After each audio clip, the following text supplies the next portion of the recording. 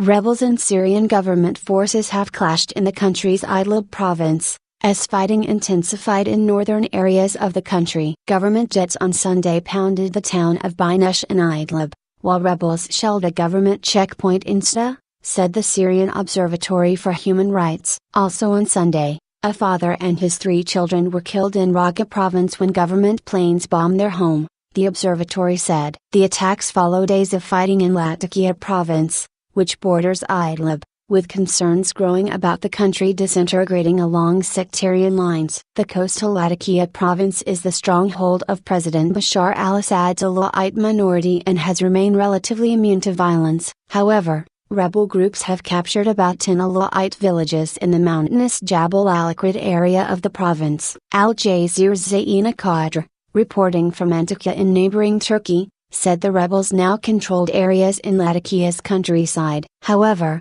they have not yet been able to advance to the coast. The government has hit back, sparking fierce fighting that has left dozens dead on both sides, according to the observatory. On Saturday, at least 20 people were killed in several government airstrikes on the Sunni rebel-held town of Salma in the Jabal al-Akrad area, it said. At least 6 of those killed were Syrian rebels, while 4 were foreigners, said Rami Abdelrahman, who heads the observatory. She said that while the government maintained the upper hand, losing Latakia would be a symbolic blow. Concerns of divisions. Al Jazeera's Qatar said that there are worries now of the possibility of the country disintegrating, with no political solution in sight. She said that rebel groups have declared war on the Syrian Kurdish Party, the Democratic Union Party, PID, which has long identified its support for Assad. Long-standing tensions are now open confrontation after the PID declared its intention to set up its own temporary administrations. There is fear that could lead to an autonomous region in the northeast,